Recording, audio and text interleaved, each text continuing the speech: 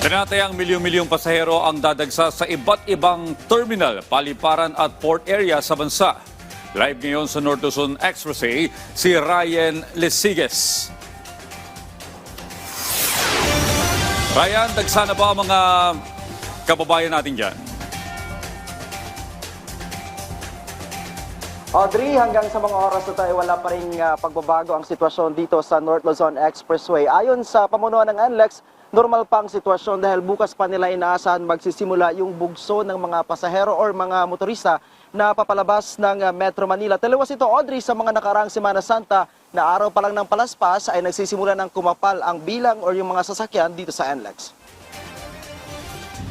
Simula 1:00 ng hapon bukas, magpapatupad na ng counterflow ng mga sasakyan ang North Luzon Expressway o NLEX. Mula ito sa bahagi ng Marilao hanggang sa Balintawak exit. Ayon sa NLEX, bukas ng hapon, araw ng Miyerkules Santo hanggang madaling araw ng Huwebes Santo, magsisimulang dumami ang sasakyan na dadaan sa NLEX palabas ng Metro Manila. Nagpatupad na rin po kami sir ng free going para sa mga class 1 na motorista to the nearest exit para mas mabilis po yung pag-clear natin ng insidente. Suspendido na ang lahat ng road construction sa buong expressway. Sana po maganda rin po sila at i-check nila na nasa tamang kondisyon yung kanilang mga sasakyan at ganun din po sana na yung po pang-drive dapat may sapat na pahinga. Ang Department of Public Works and Highways naman o DPWH ipinag-utos na rin ang pagtatanggal sa obstruction sa mga pangunahing kalsada, partikular na sa Maharlika Highway. Pinatigil din muna ng DPWH ang road repairs para maiwasan ang pagpapatupad ng stop-and-go scheme sa mga kalsada.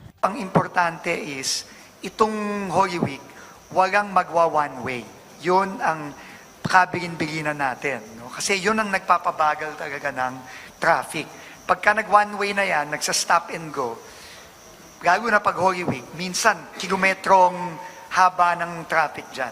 And dahil doon, grabe ang konsumo sa gasolina niyan. Sa pagtaya ng DOTR, aabot sa milyong-milyong pasahero ang dadagsa sa iba't ibang terminal, paliparan at port area sa bansa. Ang average natin sa paliparan at insofar as NAIA is concerned, 150,000 per day. NAIA po yan. At basically, ganun din ang balik niya, 150.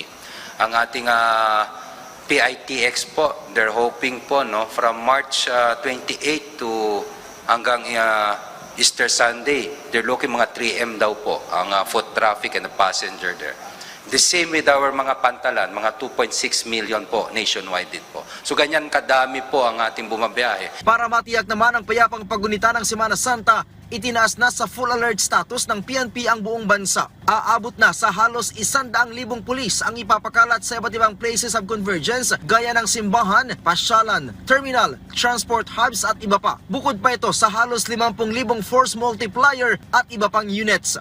Ang trabaho ng PNP is to maintain peace and order. At the same time, ready tayo to respond into dito sa ating emergency responses for public safety. Audrey, sa mga Toll Plaza, makikita mo may konting build-up dito sa aking litan, pero yan ay yung mga sasakyan na hindi or wala pang mga RFID. Kaya paalala ng pamunuan ng NLEX, mas mainam kung magbibiyahe at dadaan sa expressway, partikular na dito sa NLEX, ay magpakabit muna ng RFID para hindi na maabala ang kanilang mga biyahe. On normal days, nasa 350,000 na mga sasakyan ang dumadaan dito sa NLEX. Pero ngayong Holy Week, 3% lang yung inaasahan na increase sa volume ng mga sasakyan. Audrey. Maraming salamat, Ryan Lesiges.